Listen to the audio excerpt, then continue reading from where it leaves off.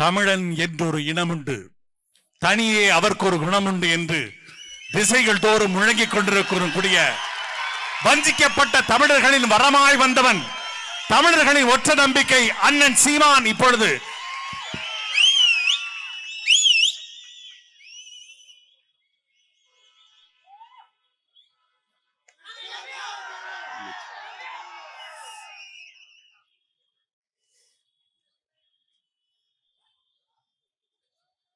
சொந்த நிலத்தில்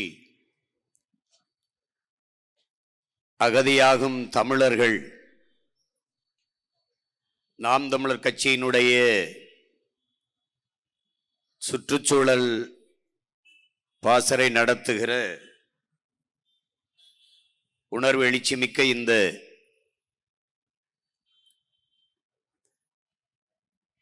பொதுக்கூட்டத்திற்கு வருகை தந்து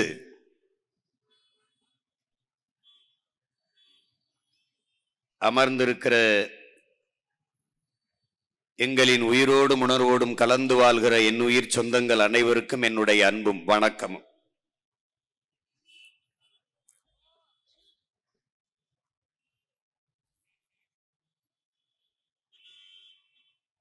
வாழ்விடத்தை இழந்து அகதியாவது எவ்வளவு பெரிய கொடுந்துயரம் என்பதை உணர்ந்து அறிந்த பிள்ளைகள் நாம் தான் இதற்காக போராட முடியும். இங்கே கூடியிருக்கிற நாம் யார்? வெள்ளையர்கள் நம்மை அடிமைப்படுத்தி ஆளத் துடித்த போது என் தாய் மண்ணில் ஒரு பிடி மண்ணை கூட உன்னை தொடவிட மாட்டேன் என்று போராடி உயிர் நீத்த மான மறவர்களின் மக்கள் நாம். இங்கே உயிரை இழக்கலாம், நம் உரிமையை இழக்கலாமா? உயிரினும் மேலானது நமது உரிமை. அடிமை வாழ்வினும் உரிமை சாவு மேலானது என்ற லட்சிய முழக்கத்தை முன்வைத்து தாய் மண்ணை மீட்க காக்க போராடிய நம்முடைய பாட்டன்கள் பூலித்தேவன், தீரன் சின்னமலை, வீர பெரும்பாட்டியார் வேலு நாச்சியார், அழகுமுத்துக்கோன், மாமன்னர்கள் மருதீர்வர்கள், வீரன் சுந்தரலிங்கம், மன்னர் கட்டபொம்மன், பெரும்பிடுகு முத்தரையர், இப்படி பல்வேறு வீர மறவர்களின் வாரிசுகள். அதன் பிறகு நம்முடைய பாட்டனார் செக்கிழுத்த செம்மல், நம்முடைய தாத்தாக்கள் தெய்வ திருமகன் முத்துராமலிங்க தேவர், தாத்தா பெருந்தலைவர் காமராஜர், கக்கன், சிங்கார வேலர், சிவானந்தம் போன்ற பெருமக்கள் எல்லாம் இந்த நிலம் வெள்ளையனிடம் பறிபோகிவிடக்கூடாது என்பதற்காக போராடி பெருமீகம் செய்த மறவர்கள். அவர்களுடைய பிள்ளைகள், வழி வழியே வந்த அவர்களின் வாரிசுகள், அவர்களின் இரத்த சொந்தங்கள் இன்று அதே தாய் நிலம் ஆட்சி அதிகாரத்தில் இருக்கிற கொள்ளையர்களிடத்திலே என் தாய் நிலம் போய்விடக்கூடாது என்பதற்காக போராடி கொண்டிருக்கிறோம். வெள்ளையனை எதிர்த்து போரிட்டது, போராடியது போர் என்றால், இன்றைய ஆட்சியாளர்கள் அதிகாரத்தில் இருக்கிற கொள்ளையர்களை எதிர்த்து நாம் போராடுவதும் போர்தான் என்பதை என்னரும் தமிழ் தம்பி தங்கைகள் புரிந்து கொள்ள வேண்டும். இங்கே தெற்காசிய முழுமைக்கும் பரவி வாழ்ந்த ஒரு இனத்தின் பிள்ளைகள், இந்திய துணைக்கண்ட முழுமைக்கும் பரவி வாழ்ந்த தமிழ் பேரினத்தின் மக்கள், தமிழ்நாடு என்கிற சிறிய நிலப்பரப்பிற்குள் காலடியில் குறுகி அடங்கி இந்த நிலத்தையும் கண்முன்னே பறிகொடுத்துக் கொண்டிருக்கிற பரிதாப நிலைக்கு தள்ளப்பட்டிருக்கிறோம். இதற்கு காரணம் வேறு யாரும் அல்ல. எந்த அதிகாரம் நம் அன்னை நிலத்தை நம்மிடத்தில் இருந்து பறித்து முதலாளிகளுக்கு கையளிக்கிறார்களோ அவர்களுக்கே தொடர்ச்சியாக வாக்களித்து அதிகாரத்தை கொடுத்த நாம் தான் பெரும் குற்றவாளிகள். இங்கே பேசிய என் தம்பி தங்கைகள் எல்லாம் தெளிவாக எடுத்து விளக்கினார்கள். அரை மணி நேரத்திற்கு குறையாத காணொளி ஆவணப்படம் வேறு உங்களுக்கு திரையிட்டு காட்டப்பட்டது. எப்படி ஒவ்வொரு இடத்திலும் இவ்வளவுதான் பிரச்சனை என்று கருதி விடாதீர்கள். நேரமில்லை சொல்வதற்கு. நம்முடைய கவி பேரரசு வைரமுத்தவர்கள் சொத்தை பிரிவதல்ல சோகம், சொந்தங்களை பிரிவதும் அல்ல சோகம், தான் பிறந்த மண்ணை பிரிவதுதான் உலகத்தில் மிகப்பெரிய சோகம் என்று பதிவு செய்கிறார்.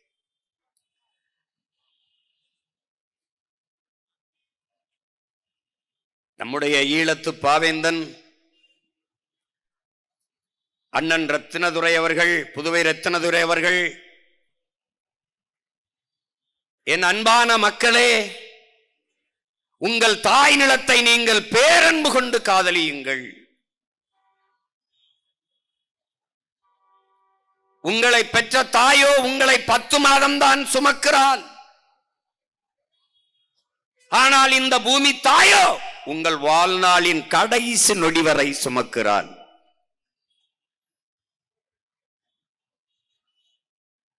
அன்னையின் மடியிலிருந்து நீங்கள் இறங்கி முதலடி வைத்தது அவள் மடியில் தானே. இறந்த பிறகு புதைந்தோ எரிந்தோ சாம்பலாவதும் அவள் நெஞ்சில் தானே. ஆகையினாலே என் அன்பான மக்களே, நீங்கள் உங்கள் தாய் நிலத்தை பேரன்பு கொண்டு நேசியுங்கள். ஏனென்றால் நிலத்தை இழந்தால் பலத்தை இழப்பீர்கள், பலத்தை இழந்தால் இனத்தை இழப்பீர்கள். ஆதலினால் என் அன்பான மக்களே, நீங்கள் உங்கள் தாய் நிலத்தை பேரன்பு கொண்டு காதலியுங்கள்.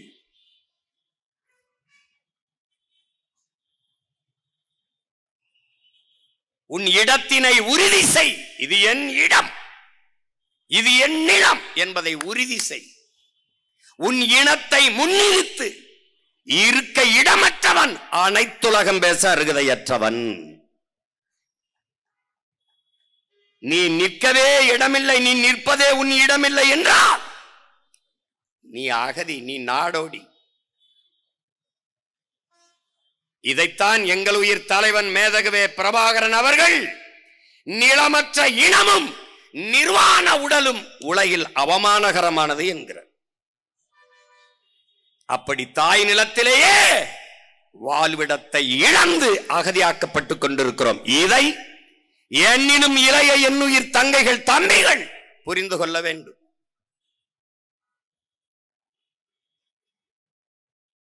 ஓட்டை குறிவைப்பவன் நாட்டை கவற்றி கவலைப்பட மாட்டான்.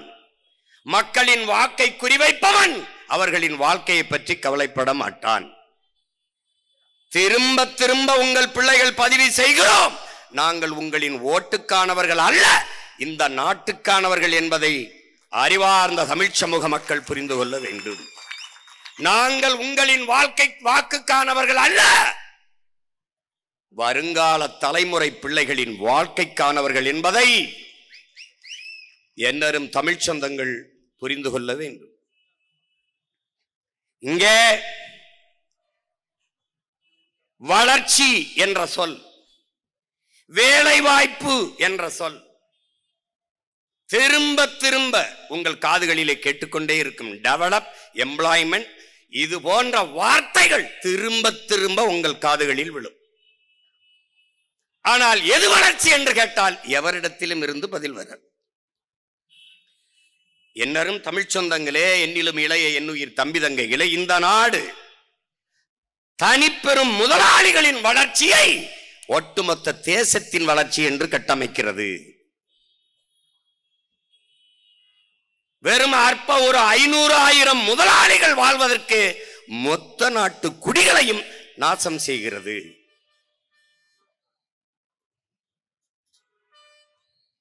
இங்கே வளர்ச்சி வளர்ச்சி இதை நுட்பமாக கவனிக்கணும். வளர்ச்சியை நோக்கி ஒரு நாடு போகிறது அப்படின்றால் ஒரு நாட்டின் குடிகளுக்கு அறிவை வளர்க்கும் கல்வி சரியாக சமமாக தரமாக தன் நாட்டின் குடிகளுக்கு அந்த அரசு கொடுக்கிறது.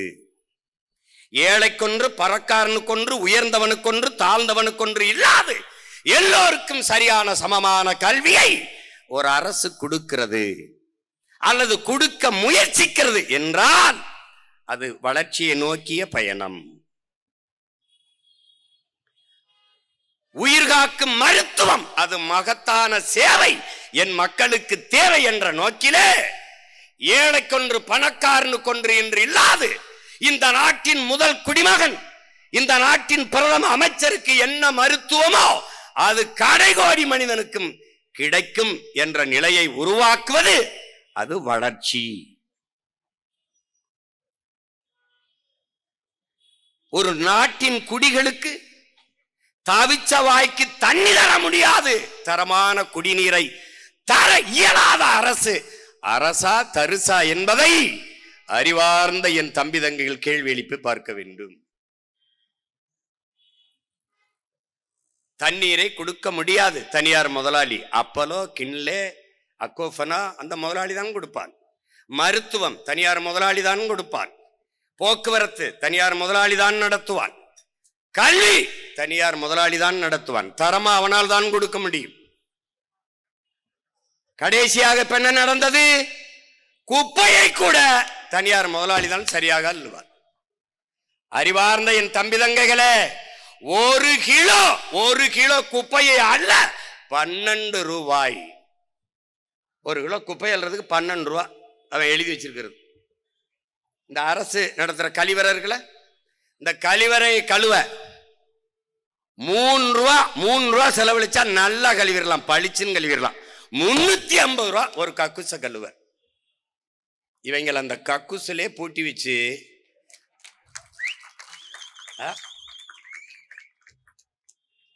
கக்குசு கழுவுறதுல களவாங்கிற பயில்கள்கிட்ட போய் நீ ஓட்ட போட்டு நாட்டை கொடுத்தீங்கன்னா நாடு கக்குசா தானடா நாரும். குப்பையை கூட ஒழுங்கா அல்ல தெரியாதவன்ட்ட நாட்டை கொடுத்தா நாடு குப்பை மேடா தானடா மாறும். எது வளர்ச்சி?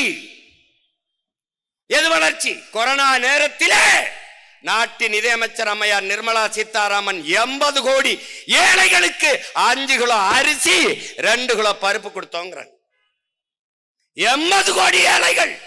வளர்ச்சி. தொலைக்காட்சியை நீ திருப்ப முடியாது. தொண்டு நிறுவனங்கள் இந்த குழந்தை பேர் குஷி, இவள் பூஞ்ச நோய்பட்டு கிடக்கிறாள், ஒட்டிய வயிறும் பஞ்சடைஞ்ச கண்ணும் வாடிய முகமுமாக குழந்தைகள் சவண்டு துவண்டு விழுவார்கள். ஏன்? உணவில்லை. சில்ட்ரன்ஸ் வெல்ஃபேர் ஃபண்ட் என்று, குழந்தைகள் நல நிதி என்று பல ஆயிரம் கோடியை இந்த நாடு ஒதுக்குகிறது. ஏன் அந்த குழந்தைகளுக்கு உணவில்லை? அப்போ ஏன்? உங்கள் குழந்தைகளைப் போல ஊட்டமாக உணவு சாப்பிட உங்கள் வருமானத்தில் இருந்து ஒரு 500 ரூபாயை கொடுத்து உதவுங்கள் என்று தனியார் தொண்டு நிறுவனங்கள் கையேந்துறது என்றால் அரசு என்ன செய்து கொண்டிருக்கிறது? நாட்டின் எதிர்காலம் என்பது இந்த பிஞ்சுகள் தானே, இந்த இளம் தளிர்கள் தானே. அவர்களுக்கே உணவில்லை என்றால் எது வளர்ச்சி? எது வளர்ச்சி? வளர்ச்சி என்றால் எது? எதை நோக்கிய வளர்ச்சி? யாருக்கான வளர்ச்சி? யாருக்கான வளர்ச்சி? உலகத்திலே மிகப்பெரிய பணக்காரர் அதானி இருக்கிற நாட்டில்தான் 28 விழுக்காட்டு மக்கள் இரவு உணவில்லாமல் தூங்கச் செல்கிறார்கள். உடன் பிறந்தானே, இது வளர்ச்சி. பசியோடு என் நாட்டு குடிகள் படுக்க செல்ல மாட்டார்கள். பசியோடு என் தேசத்தின் பிள்ளைகள், பச்சிளங்குழந்தைகள் படுக்க செல்ல மாட்டார்கள் என்ற உறுதியை இந்த ஆட்சியாளர்கள் தர முடியுமா? தந்து இருக்கார்களா? பிறகு எது வளர்ச்சி? எது வளர்ச்சி? விரைந்து செல்ல சாலை 4 வழி 8 வழி, அதிலே பயணிக்க 1.5 கோடி 2 கோடி 80 லட்சம் 90 லட்சத்திற்கு மகிழ் உந்துகள் கார், மலையை நொறுக்கி மாளிகை, மலையை கற்களாக்கி சாலை ரோடு, விரைந்து செல்ல விரைந்து செல்ல. சாலையிலே போகும்போது பளபளக்கும் கண்ணாடிகளிலே உயர்ந்த மாளிகைகள், அந்த கட்டடத்திற்கு பின்னே போனால் இடிந்த குடிசை, பலாயிரக்கணக்கான பாவப்பட்ட மக்கள் பட்டினியும் பசியுமாக, ஒட்டிய வயிறும் கிழிஞ்ச துணியும் பஞ்சரஞ்ச தலையுமாக பல கோடிக்கணக்கான மக்கள். எது வளர்ச்சி? எது வளர்ச்சி? 8 வழிச்சாலை போடும்போது இவர்கள் சொன்ன காரணம் என்ன? விரைந்து சேலத்திலிருந்து சென்னைக்கு, சீக்கிரம் சென்னைக்கு போயிடலாம். சீக்கிரம் சென்னைக்கு போய் சினிமா பாப்பா, சீரியல் பாப்பா, வேற என்ன புடுங்குவ? என்ன புடுங்குவ? சீக்கிரம் சீக்கிரம். எங்கடா போறிய? சீக்கிரம் எங்க போற? பெட்ரோல் செலவு குறையும், சீக்கிரம் போயிடலாம். கார்ல போறவனை பற்றியே கவலைப்படுகிற என் நாடு, கார்ல போறவனுக்கு சோறும் நீரும் கொடுக்கிற உழவர் குடியை பற்றி ஏன் கவலைப்படவில்லை? அதான் கேள்வி. எது வளர்ச்சி? எது வளர்ச்சி? 5000 ஏக்கரிலே 5369 ஏக்கரிலே ஏர்போர்ட் கட்டுவதல்ல வளர்ச்சி, ஏர்பூட்டி உழுவதுதான் வளர்ச்சி. பசி இல்லாத நாடு. அடிமை இந்தியாவிலே இளைய புரட்சியாளன் பகத்சிங் முன்வைத்த முழக்கம், பாலுக்கு அழாத குழந்தை, கல்விக்கு ஏங்காத மாணவன், வேலைக்கு அலையாத இளைஞன், இதுதான் என் கனவு இந்தியா. அடிமை இந்தியாவிலே அவன் முன்வைத்த முழக்கம் இன்று வரை தேவைப்படுகிறது என்றால், விடுதலை பெற்று 79 ஆண்டுகளிலே நடந்தது என்ன? இந்த ஆட்சியாளர்கள் சாதித்தது என்ன? என்ன?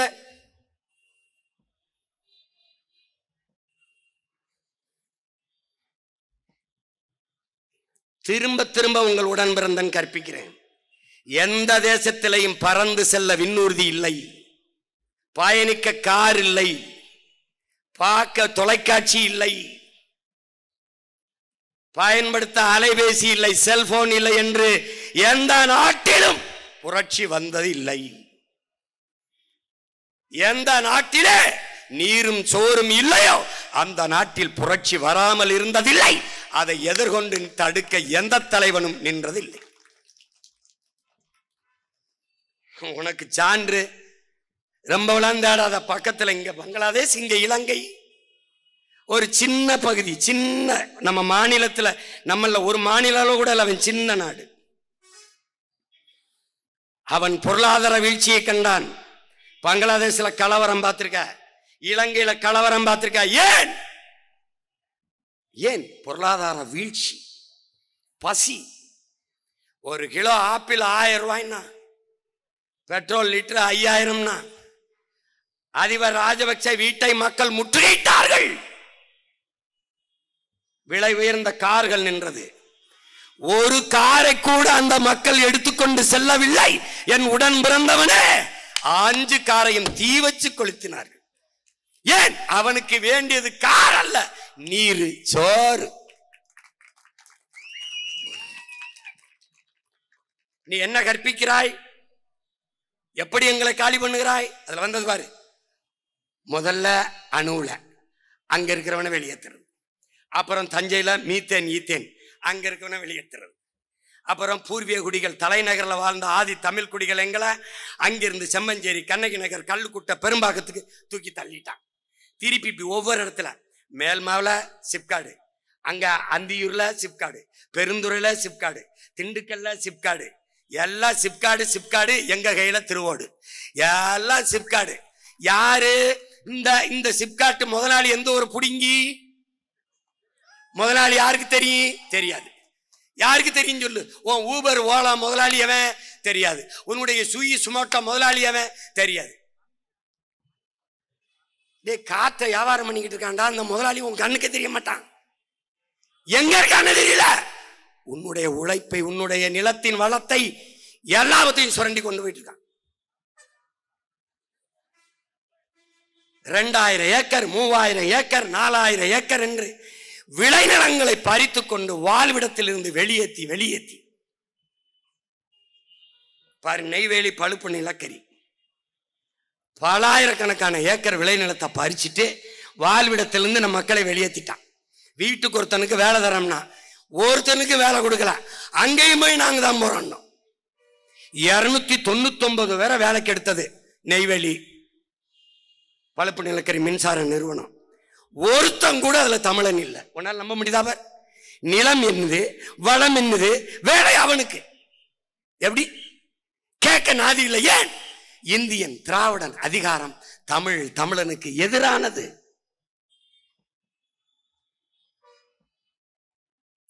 எந்த இடத்துல ஒன்று வச்சிருக்கான்?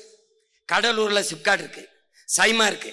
அந்த தொழிற்சாலையில வளர்ந்தது என்ன சொல்லு? அங்க என்ன செஞ்சிருக்கணும்? 16 கிலோமீட்டர்ல நம்முடைய பாட்டன் அரசேந்திர சோழன் கட்டிய வீரநாராயண ஏரி இருக்கு.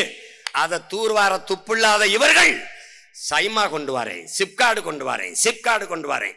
ஏற்கனவே ஸ்பெஷல் எக்கனாமிக் சொன்னு சிறப்பு பொருளாதார மண்டலம் என்ற பேர்ல பல ஆயிரம் ஏக்கரை பறிச்சு முதலாளிகளுக்கு கொடுத்தான். ஒரே ஒரு கேள்வி கேட்கிறேன், ஒரு கேள்வி அண்ணன் கேட்கிறேன். இப்போ பரந்தூர்ல 5000 ஏக்கர்ல ஏர்போர்ட் கட்டிடுறான். திருப்பி விளைநிலம் பத்தல, அந்த ஏர்போர்ட்டை தூத்துட்டு விளைநிலமா ஆக்க முடியுமா? இதுக்கு மட்டும் பதில் சொல்லு. வாய்ப்பே கிடையாது. போரின் பேரழிவுக்கு பிறகு கூட மக்களை மறுகுடியேற்றம் செஞ்சிட முடியும். ஆனால் நெய்வேலியிலே பழுப்பு நிலக்கரி மின்சாரம் எடுத்த இடத்திலே, மீத்தேன் ஈத்தன் எடுத்த இடத்திலே, அணு உலை ஸ்டெர்லைட் வச்ச இடத்திலே என் மக்களை மறுகுடியேற்றம் செய்ய முடியாது. அப்ப சொந்த நிலத்திலேயே நான் நிலத்தை இழந்து அகதியாக்கப்படுறேன். வாழ்விடத்தை இழந்து ஏதிலியாக அகதியாக வெளியேற்றப்படுறேன். நிலமற்ற கூலியாக்கப்படுறேன். இவன் வளர்ச்சினே சொல்லுவான். என்ன வளர்ச்சி? இப்படி கேட்போம். சிப்காடு தொழிற்சாலை வந்துருதியா? சிப்காடு தொழிற்சாலை மேல் மாவளை கட்டிட்டான். 2500 ஏக்கர் 3000 ஏக்கர் எடுத்து கட்டிட்டான். விளைநிலத்தை கட்டிட்டு எங்களுக்கு தற்சார்பு, எவனையும் சாராத வாழ்க்கை வேளாண்மை தான். நான் உழுவேன், வேளாண்மை செய்வேன், அதில் அறுப்பேன், வைக்கலை என் மாட்டுக்கு போடுவேன், வைக்கல் சாணியை போடுவேன், அதை கொண்டு நிலத்தில் போடுவேன், உழுவேன், என் அரிசியை எடுத்துக்கிட்டு தவிடு அதுக்கு போடுவேன். எங்களுக்குள்ள ஒரு தற்சார்பு வாழ்க்கை, அதை காலி பண்றான். முதலாளிக்கு 2000 ஏக்கர் விளைநிலத்தை எடுத்து கொடுத்துட்டான். இப்ப தொழிற்சாலை வந்துருச்சு.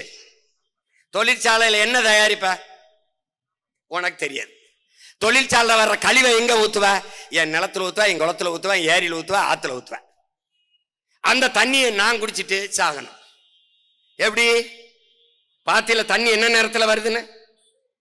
இதே நெடுவாசல் கதிராமங்கலம், இதே தூத்துக்குடியில ஸ்டெர்லைட் இருந்த இடத்துல தண்ணி மஞ்சள் நிறத்துல வந்தது. மண்ணெண்ண மஞ்சள் நிறத்துல சோறை ஆக்கினால் எலுமிச்சஞ்சோறு மாதிரி வரும்.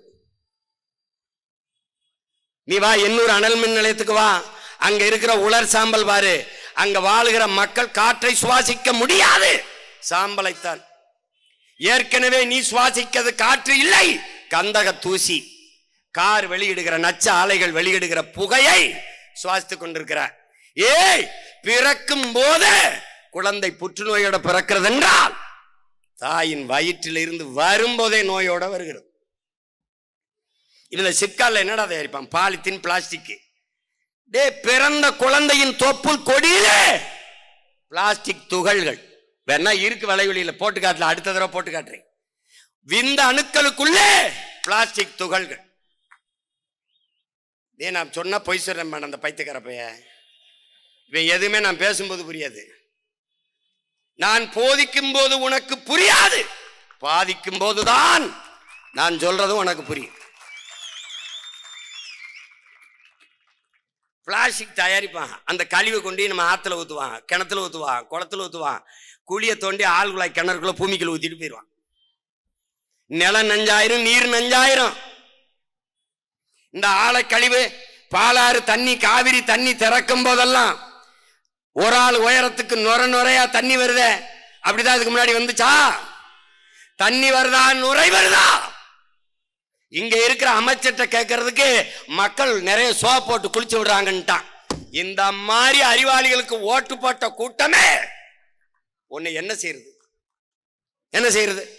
தர்மாக்கோலை விடுறது, கடல்ல மீன் வளத்தை பெருக்கிறோம்னு சட்டியில மீனை வச்சு மீனுக்குள்ள கடலுக்குள்ள விடுறது. டேய், இவங்களெல்லாம் எங்கடா கண்டுபிடிப்பீங்க? தேடி தேடி பார்த்து ஓட்டு போடுறீங்களா நீங்க? இவங்கள எப்படி?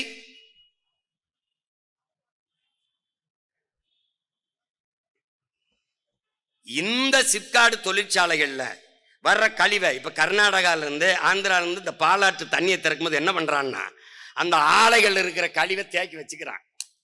நமக்கு தண்ணியை திறக்கும் போது அதோட சேர்ந்து திறக்கிறான். அது வரும்போது அப்படியே நுரையா வருது. அப்ப அந்த நுரை என்ன பண்ணுது? அப்படியே போய் எங்க போனாலும் நிலத்தடி நீர்ல அந்த ஆலை கழிவு நஞ்சு போய் படியுது. அதுல விளையிறது நஞ்சா விளையும். அதை சாப்பிட்டா நீ விஷத்தை சாப்பிடுறியா, உணவை சாப்பிடுறியா? யோசிச்சுக்க.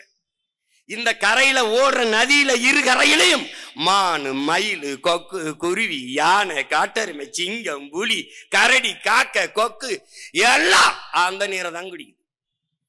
அப்புறம் அந்த நீர் பூமிக்குள்ள போகுது. அதை தான் நீ ஆழ்குழாய் கிணறு போட்டு அல்லது கிணறு வெட்டி குடிக்கிற. இப்ப தண்ணி குடிக்கிறியா, விஷத்தை குடிக்கிறியா? இப்ப இந்த ஆலை தண்ணி எங்க ஊத்துவான்? அங்கதான் ஊத்துவான். போய் பாரா, நொய்யலார என்ன பாடுபடுத்தி வச்சிருக்கான்னு போறான். போய் பாரா, வைகையை போய் பாரா. வாடா என் ஊருக்கு, வைகைக்கு வாடா, என்னோட வந்து பாரா.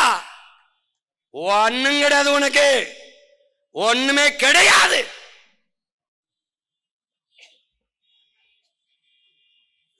திரும்ப திரும்ப நான் சொல்றேன், இன்னொரு முறை இங்க பாரு. உதயசூரிய ரெட்டல, உதயசூரிய ரெட்டல, உதயசூரிய ரெட்டல, உதயசூரிய ரெட்டல. அரை அங்குலம் கூட இந்த நாடு வளர்ச்சியை எட்டல.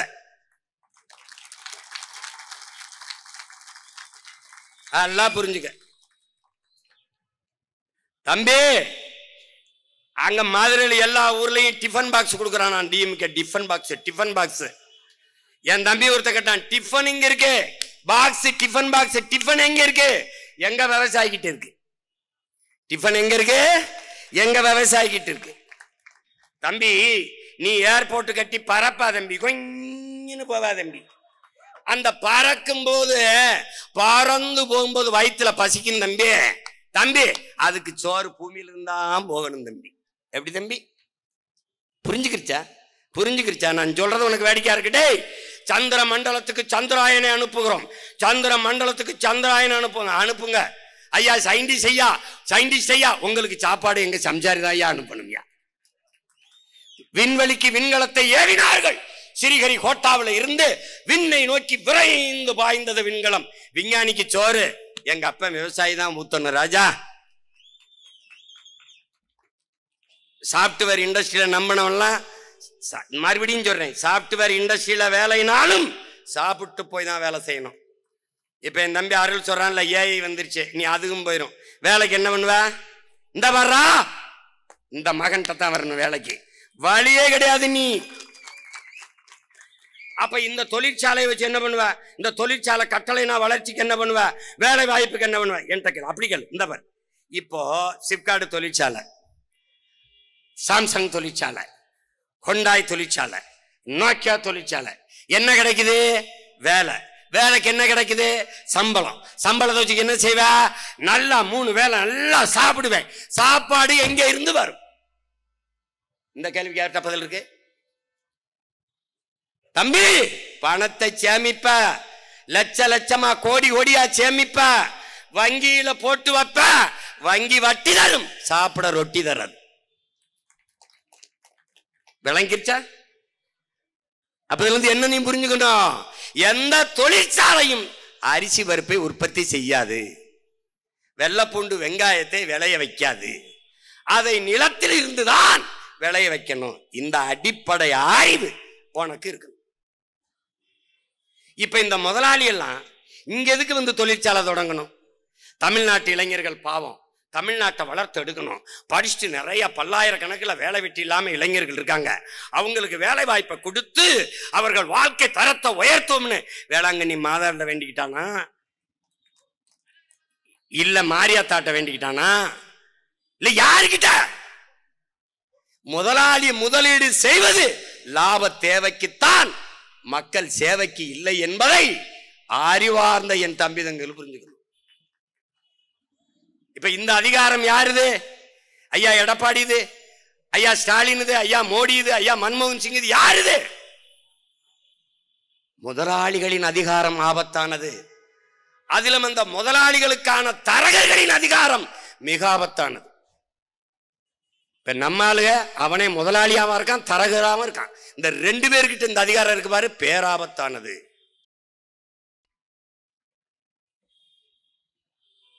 இப்ப நீ எப்படி வேலை கொடுப்ப? இப்ப 2000 ஏக்கர் 3000 ஏக்கர்ல மேல் மாவில் எடுக்கிறான்ல, நான் எடுக்க மாட்டேன். என்ன பண்ணுவேன்? அருள் நம்ம ஆளுகளை நான் கூப்பிடு, இங்க என்ன வரும் 2000 ஏக்கர்ல? அண்ணே அருமையா கரும்பு வரும்னே, கரும்பு போடா. 2000 ஏக்கர்ல கரும்பு எல்லாரும் விளைய வைப்போம். நாங்களே விளைய வச்ச அங்கே தொழிற்சாலை, அங்கேயே தொழிற்சாலை, வேலை வாய்ப்பு. எப்படி?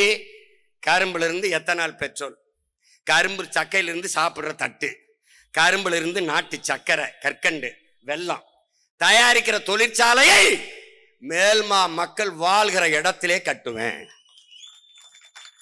உனக்கு வேலை தானே கேட்ட? வேலை தானே கேட்ட? 4000 ஏக்கர் 2000 ஏக்கர் 3000 ஏக்கர் என்று முதலாளி எவனே தெரியாம நச்சு ஆலைகளை நிறுவனி பறிக்கிற அந்த இடத்திலே ஆடு மாடுகள் வளர்க்கிற பண்ணை, நாட்டு கோழி வளர்க்கிற பண்ணை, மாடுனா மாடு இல்ல, மாடு பால், பால் இருந்து பாலாடை கட்டி, நெய், தயிர், மோர், அப்புறம் சீஸ், இத்தனை தொழிற்சாலைகளா. பைத்தியக்கார பரதேசி, அத்தனை தொழிற்சாலைகளா. இந்த மாதிரி மீத்தேன் எடுக்கிறானா தஞ்சாவூர்ல. இப்ப கடலுக்குள்ள போய் என் தங்கச்சி கார்த்திகா சொன்ன மாதிரி முதல்ல மலையை நொறுக்கிட்டான், மலை சார்ந்த இடத்து குறிஞ்சி அழிச்சிட்டான், அடுத்து காடு காடு முல்லை அழிச்சிட்டான், வயலும் வயல் சார்ந்த இடத்த மீத்தன் ஈத்தன் நக்கி எடுத்துட்டான். இப்ப கடலும் கடல் சார்ந்த இடத்துக்கு அங்க போய் என்ன பண்றான்? நெய்தல்ல போய் கடலுக்குள்ள மீத்தேன் எடுக்கிறேன்.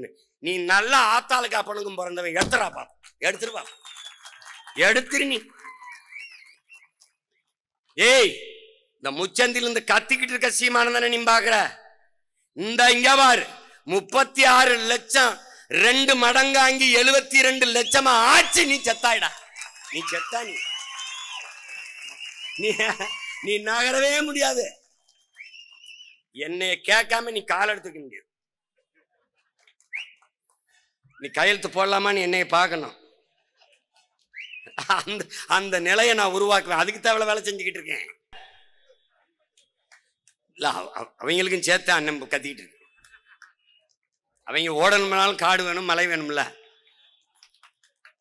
இப்ப என்னன்னா, இப்ப மீத்தேன் என்ன செய்யறது சீமான்? மக்கிய இலைதலை கழிவு, ஆடு மாட்டு கழிவு, கோழி கழிவு, மனித கழிவுல இருந்து எவ்வளவு வேணாலும் இந்த பயோகேஸ், இந்த உயிர் வழிங்கிற இந்த மீத்தேன் எடுத்துக்கொள்ள முடியும். அப்ப பூமியை தோண்ட வேண்டியதில்லை, கடலை தோண்ட வேண்டியதில்லை, அவ்வளவுதான். இப்ப என்னோட நெய்வேலி பழுப்பு நிலக்கரிய மூடு, காற்றாலைக்கு வா, சூரிய ஒளிக்கு வா, சூழியலுக்கு எந்த கேடும் இல்ல. அதுக்கு விளைநிலத்தை பறிக்காத, பயன்பாட்டுக்கு இல்லாத விளைச்சலுக்கு பயன்பாடு கரட்டு காடுகளை பயன்படுத்து. இப்ப சாலையில் இருக்கிற இந்த டிவைடர் அதுல பூரா போடு, எங்கெங்க விளக்கு கம்பங்கள் இருக்கோ அதுல பூரா போடு, எங்கெங்க அரசு கட்டடங்கள் இருக்கோ மேற்கூரை பூரா சூரிய ஒளி போடு, கழிவறை மேற்கொண்டு போடு, பேருந்து நிலையமா போடு, எல்லா இடத்திலையும் போடு. எந்த கட்டடம் புதுசா கட்டினாலும் மேலே சூரிய ஒளி தகடை பொறுத்தினால்தான் உரிமம் தருவோம்னு கூடு. எல்லாம் சரியாயிரும், ஜர ஜர ஜர ஜரன்னு போட்டுருவான். உனக்கு என்ன இருக்கணும்? நோக்கம் இருக்கணும். நீ விளைநிலத்தை 5000 ஏக்கர் 6000 ஏக்கர்னு பறிச்சு அரசு உற்பத்தி செய்யல, தனியாற்ற கொடுக்குது. நெய்வேலி பழுப்பு நிலக்கரி ஆபத்தானது அரசு கிட்ட, ஆணு உலை ஆபத்தானது அரசு கிட்ட, ஆனால் மின்சாரம் ஆபத்தானது அரசு வச்சிருக்கு. ஆனால் எந்த பாதிப்பும் இல்லாத சூரிய ஒளி காற்றாலையை தனியார் முதலாளிகளுக்கு தாரைவார்கள். அதுக்கான நிலத்தை அரசை ஆக்கிரமித்து எடுத்துக் கொடுக்கும். நிலம் கையகப்படுத்துகிற சட்டம் பேராபத்தானது. தம்பி அருள் சொன்னான் பாரு, நிலத்தை எடுக்கும் போது போராடுற உரிமை உனக்கு உண்டு, அதை கேட்கறதா கேட்க வேணாம்ங்கிற உரிமை அரசுக்கே உண்டு. இது எப்படிப்பட்ட தீர்ப்பு? இந்த மாதிரி எல்லாம் இவங்களால தான் சிந்திக்க முடியும். ஈழத்துல நடந்த போருக்கு விசாரணை ஐநா சொல்லுது, இலங்கை அரசே நடத்தி கொள்ளலாம். எவன் என்ன கொன்னானோ நீயே விசாரிச்சு அதுக்கு தண்டனை கொடுத்துக்கலாம். எப்படி கொலை பண்ண நானு அதை விசாரிச்சு நீதினா அப்படி ஒரு கொலையை நடக்கலைன்ட்டு போயிடும்ல. அது மாதிரிதான் இது. இங்கே நிறுவப்படுகிற அதிகாரங்கள் மக்களுக்கானது இல்லை என்பதை என்னரும் தம்பி தங்கைகள், என் உயிர் சொந்தங்கள் புரிந்து கொள்ளணும். இது முதலாளிகளுக்கான அதிகாரங்கள், அவர்களை பாதுகாக்கக்கூடிய அதிகாரங்கள், அவர்கள் பாதை போட்டு கொடுக்கிற அதிகாரங்கள், அவர்களுக்கு பல்லக்கு தூக்குற அதிகாரங்கள், அவர்களுக்கு பரிவட்டம் கட்டுகிற அதிகாரங்கள், அவர்களுக்கு பணிவிடை செய்கிற அதிகாரங்கள். இந்த அதிகாரங்களை தூக்கி வீசாமல் உழைக்கும் பாட்டாளி வர்க்கத்திற்கான அதிகாரம் வராது. அதை புரிஞ்சுக்கணும். வேலை வாய்ப்பை கொடுக்க தொழிற்சாலை பண்ணி கொண்டு வர முடியாதுன்னு நினைக்காத, வளர்ச்சியை கொண்டு வர முடியும். என்கிட்ட கூட 5 வருஷத்துல வேலை இல்லைங்கிற சொல்லு இருக்காது, பசிங்கிற சொல்லு இருக்காது, வறுமை ஏழ்மைங்கிற சொல்லு இல்லாமல் ஒழித்து காட்டலைன்னா கேள். அப்ப என்ன செய்யணும்? எல்லாத்திற்கும் மாற்று இருக்கு. மீத்தேனா மாற்று இருக்கு, மின் உற்பத்தியா மாற்று இருக்கு. அதுக்கு என் கடலுக்குள்ளே கட்டுற இருக்கிற துறைமுகத்திலே வேலை இல்லை. நம்ம பாட்டனார் வ.உ.சி. பேர்லையும் தாத்தா காமராஜ் பேர்லையும் இருக்கிற துறைமுகம் இயற்கை துறைமுகம், அதிலே வேலை நடக்கல. 40 விழுக்காடு தான். எங்கேயும் சரக்கு கப்பல் வந்து தேங்கி நிக்கல, எங்கேயும் சரக்கு இறக்கி ஏத்த முடியாம தேங்கி நிக்கல. பிறகு அதுக்கு 6117 ஏக்கர்ல அதானி கட்டுகிறார். காட்டுப்பள்ளியில ஏர்போர்ட் துறைமுகம் எது கட்டுறாரு? இப்ப செயற்கை துறைமுகத்தை கட்டும் போது பல லட்சக்கணக்கான டன் கற்களை கொண்டு அந்த கடலுக்குள்ள கொட்டணும். கட்டும்போது கடலின் நீர்மட்டம் உயரும். அந்த ஓரத்திலே இருக்கிற பவளப்பாறைகள், கடலுக்குள்ளே இருக்கிற காடு பவளப்பாறை, அரிதினும் அரிதான இயற்கையின் பெருங்கொடை. அதிலே தான் இறால், பெரிய பெரிய மீன்கள், அது இதெல்லாம் வந்து நண்டு எல்லாம் தங்கி முட்டையிட்டு குஞ்சு பிரிச்சு இனப்பெருக்கத்தை செஞ்சு போகும். அது அலையாத்தி காடுகள். இந்த பவளப்பாறைகளைத்தான் அது பயன்படுத்திக் கொள்ளும் இனப்பெருக்கத்துக்கு. அந்த பவளப்பாறை மேலே இவன் பல லட்சக்கணக்கான டன் கற்களை எங்கிருந்து எடுப்பான்? நம் பூமி தாயின் மாற அறுப்பா. ஏற்கனவே அறுத்துக்கிட்டு இருக்கான், எம் சாண்டுன்னு இளவ கூட்டிக்கிட்டு இருக்கான். பல லட்சக்கணக்கான டன் மலைகளை அறுத்து கொண்டே கொட்டுவான். யாருக்கான லாபம்? அதானிங்கிற ஒரு முதலாளிக்காக என் கடலை கூறுபட்டு விற்கிறான். என் தாயின் உடலை கூறுபட்டு வித்தது போல என் கடலை கூறுபட்டு விற்கிறான். அந்த இடத்துக்கு அவன் நுழைய விட மாட்டான். தனியார் முதலாளிக்கு கப்பல் துறைமுகத்தை கொடுத்து விட்டால் அரசு இயக்கி கொண்டிருக்கிற தாத்தா வ.உ. காமராஜ் பேர்லையும் நம் பாட்டன் வ.உ.சி. பேர்லையும் இருக்கிற அரசு துறைமுகங்கள் செயல் இழக்கணும். அங்கே இழப்பு வரணும், அதானிக்கு லாபம் வரணும் என்றால் இந்த 2 துறைமுகத்தை மூடணும். 6 மாசம் கழிச்சு என்ன பண்ணுவான்? அது சரியா இல்லைன்னு மூடுவான். இப்ப இந்த அரசு போக்குவரத்திற்குள்ள பருந்துல எல்லாம் தனியாருக்கு தாரைவா இருக்கிறான், தொடர் வேண்டிய தாரைவா இருக்கிறான், விண்ணூர்திய பூரா தாரை வார்த்து கொடுத்துட்டான். அதை போல நம்முடைய இயற்கை துறைமுகத்தை 2ஐயும் மூடிடுவான். அது தொடர்ச்சியா நீங்க கவனிச்சுக்கிட்டே வா. ஒவ்வொரு இடத்துலயும் நம்ம நுட்பமா வெளியேற்றுவான்.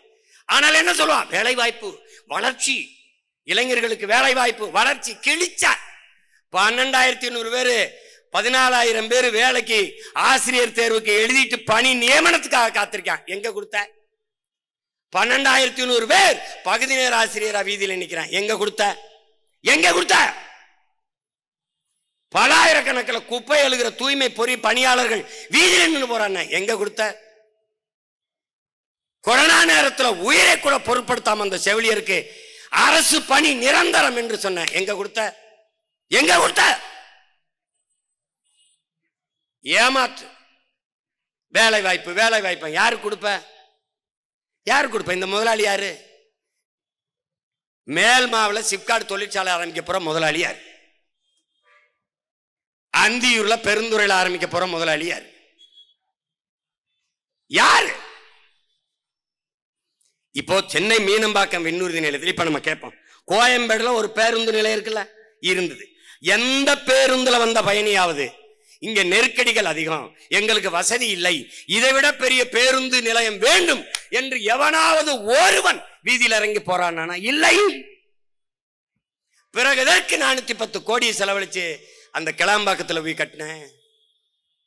இங்க பாரு, சென்னையில் மதுரையில இருந்து எங்க ஊர்ல இருந்து ராமேஸ்வரம் சிவகங்கை மதுரையில இருந்து சென்னைக்கு வர 1500 ரூபாய்.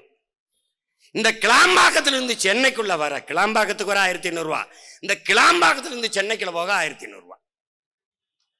எப்படிப்பட்ட வளர்ச்சி பாத்தியா? இது யாரு கேட்டது? அந்த கோயம்பேட்டில் இருந்த பேருந்து நிலையமே போதும், அது தேவை. அங்க பேருந்து நிலையம் கட்டினது தேவை.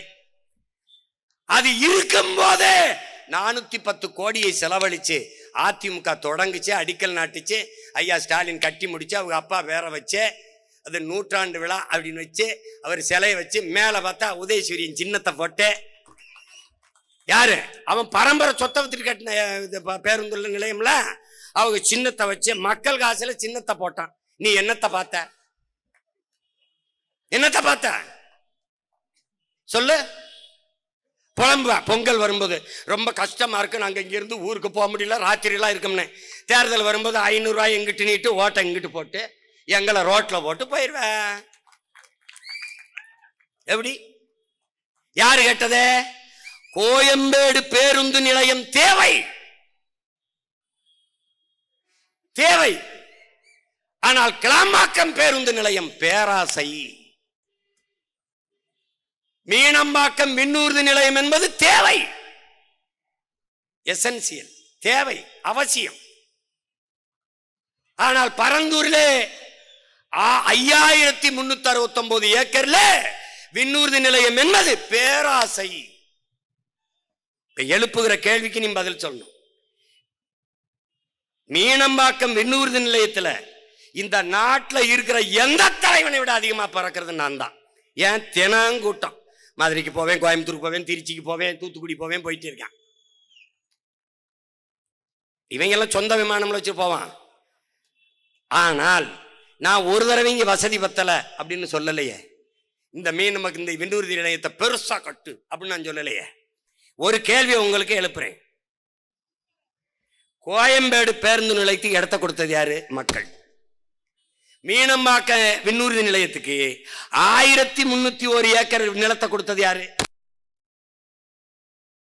இந்த மீனம்பாக்க விண்ணூர்தி நிலையத்துக்கு 1301 ஏக்கரை கொடுத்தவன் யாரு? என் மக்கள் தான். சேலத்துல இருந்து சென்னைக்கு 4 வழிச்சாலைக்கு இடத்தை கொடுத்தது யார்? நிலத்தை கொடுத்தது யார்?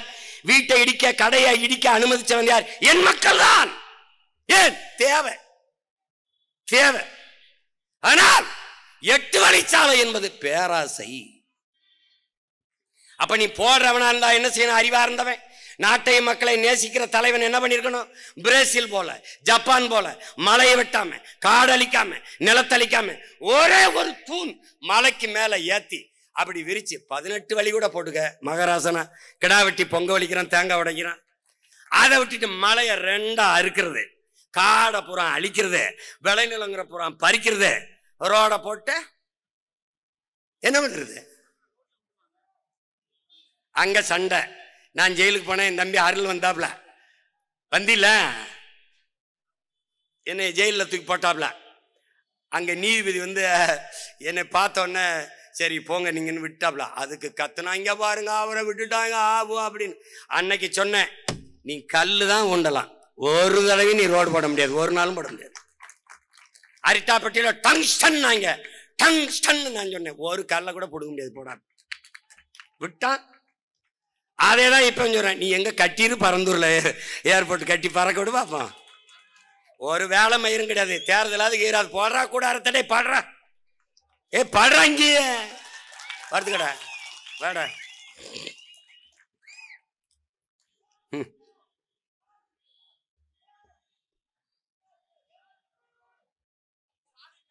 ஸ்டாலின் அவர் பாவம். ஆமாமா, ஒருத்தன் டீ விற்கிறான், ஒருத்தன் சாராயம் விற்கிறான். இவங்களை சமாளிக்க பெரும்பாடா இருக்குது. என்ன அப்ப நீங்க நுட்பமா கவனிங்க. இங்க பாருங்க, இப்படிதான் உங்களுக்கு சொல்லணும். இதுல எல்லாம் விளைநிலங்கள்லாம் எவ்வளவு பறிபோதுன்னு சொல்லிட்டான் பாருங்க.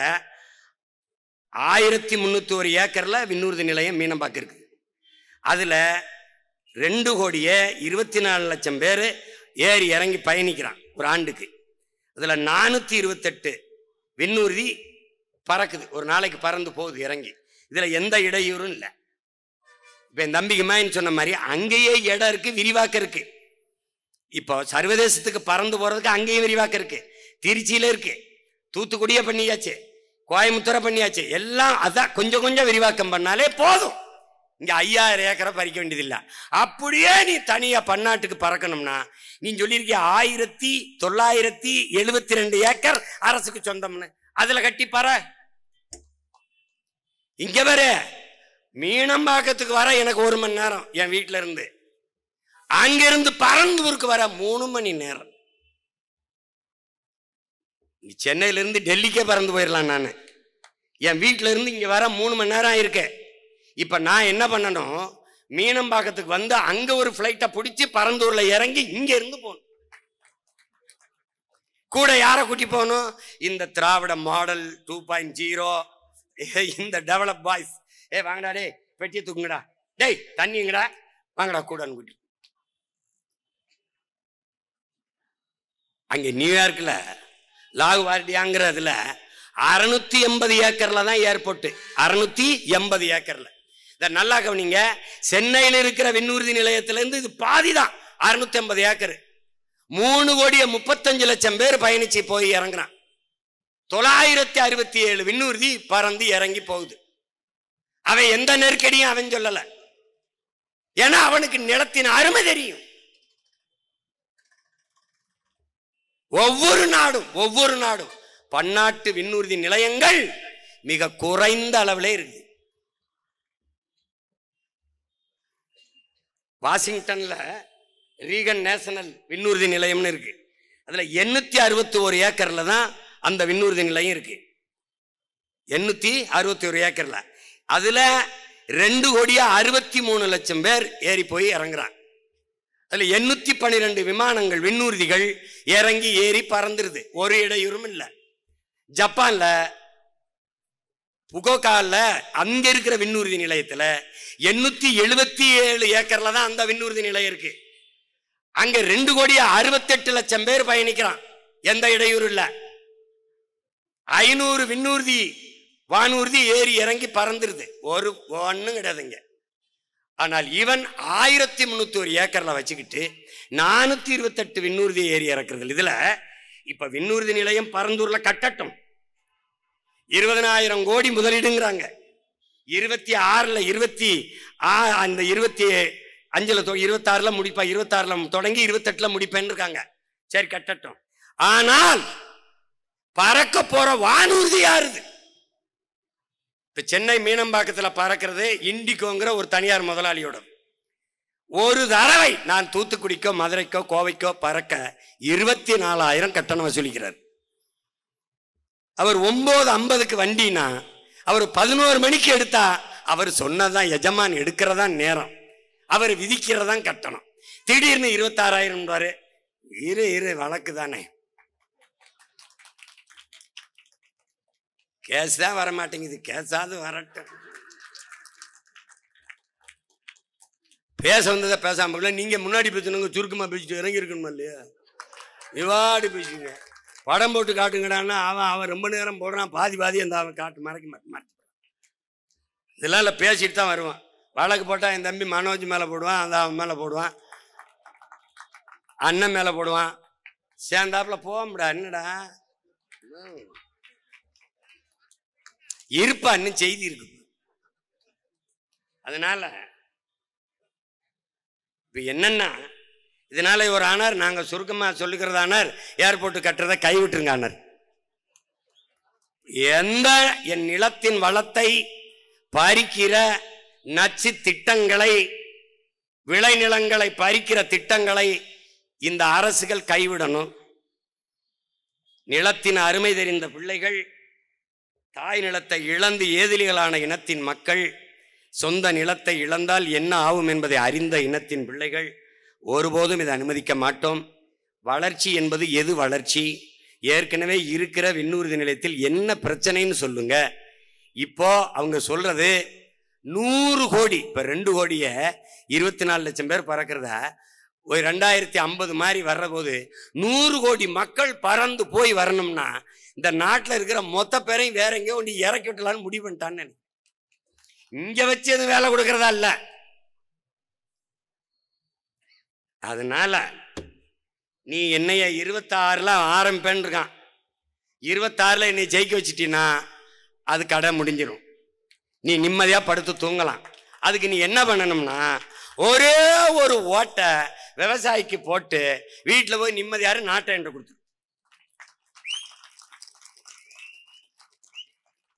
தம்பி, பரந்தூருக்கு மட்டும் இல்ல தம்பி, எல்லா ஊருக்கும் தான் இது. அண்ணன் விவசாயத்துல பிரச்சனை, அண்ணன் மீன் பிடிக்க போல என்ன பிரச்சனை, அண்ணன் வாத்தியாருக்கு வேலை இல்லைன்னா, எதா இருந்தாலும் ஒரே தீர்வு தான்.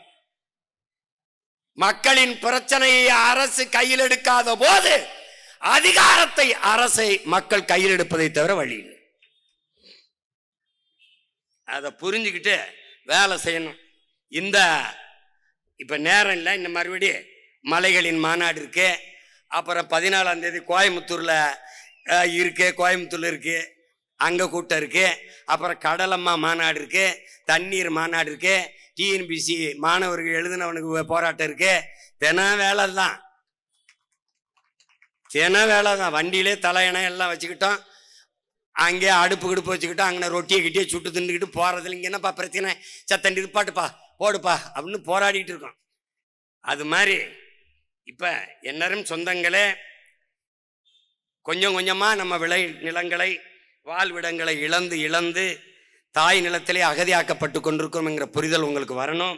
இந்த மண்ணிலே காஞ்சிபுரத்திலே என்னுடைய 26 சட்டமன்ற தேர்தலிலே என்னுடைய அன்பு தங்கை, பெருமைக்குரிய மகள், நம்முடைய தாத்தா முத்தமிழ் காவலர் கியாபே விஸ்வநாதம் அவர்கள் தமிழுக்கும் தமிழருக்கும் அதன் உரிமைக்கும் இறுதி மூச்சு வரை உழைத்த பேரறிஞர் பெருந்தகை. தமிழ் தேன் சொட்டு மொழியடா, தமிழ் தேன் சொட்டு மொழியடா, படித்தேன், உழைத்தேன், கொடுத்தேன், ரசித்தேன், பார்த்தேன், சிரித்தேன் என்று பேசிக்கொண்டே இருக்கிறார். அப்படி தேன் தேன் தேன் தேன் என்று தேன் சொட்டும் மொழியடா என் தமிழ் என்று மொழிந்த நம்முடைய முதுபெரும் அறிஞன் முத்தமிழ் காவலர் தாத்தா கியாபே விஸ்வநாதன் அவருடைய அன்பு பேத்தி என் தங்கை வெற்றி செல்வி அவர்களை இந்த களத்தில், இந்த நிலத்தில் வேட்பாளராக உங்கள் மகன் நிறுத்துகிறேன். என் அன்பு சொந்தங்களே, என் தங்கை வெற்றி செல்வியை வெற்றி செல்வியாக ஆக்கி சட்டசபைக்குள் நுழைய வையுங்கள்.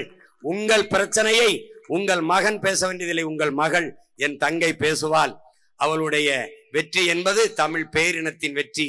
நம் தாத்தா கியாபே விஸ்வநாதருக்கு தமிழ் தன்மானமிக்க தமிழ் மக்கள் செலுத்துகிற வெற்றி, அவர்களுக்கு காணிக்கையாக்குற வெற்றி என்பதை கவனத்தில் வையுங்கள். நாம் நிலத்தை இழந்தால் பலத்தை இழப்போம் என்பதை கவனத்தில் வைத்துக்கொண்டு, இது ஒரு சின்ன ஒரு தொடக்கம்தான். தேர்தல் களம் இருக்கிறது, தினம் பல்வேறு மேடைகள் இருக்கிறது. ஒவ்வொரு நாளும் இந்த கருத்தை எடுத்து எடுத்து வைத்து நாம் இதை வலிமை மிக்க ஒரு சிக்கலாக, பெரிய பிரச்சனையாக கொண்டு போய் அதிகாரத்தின் கவனத்துக்கு கொண்டு செல்வோம். அப்படி இல்லை என்றால் டங்ஸ்டன் தொழிற்சாலையை கைவிட்டது போல பரந்தூர் நிலையத்தை கைவிடும் வரை உங்கள் மகன் களத்திலே நிற்பேன் என்கிற உறுதியை தருகிறேன். நம் இலக்கு ஒன்றுதான், இனத்தின் விடுதலை. இனம் ஒன்றாவோம், இலக்கை வென்றாவோம். தமிழ்தாய் வாழ்க, தலைவர் பிரபாகரன் வாழ்க. உங்களுடைய 26 சட்டமன்ற தேர்தலின் வேட்பாளர், வெற்றி வேட்பாளர் என் அன்பு தங்கை வெற்றி செல்வி. நம்முடைய சின்னம் விவசாயி. நன்றி, வணக்கம். நாம் தமிழர்.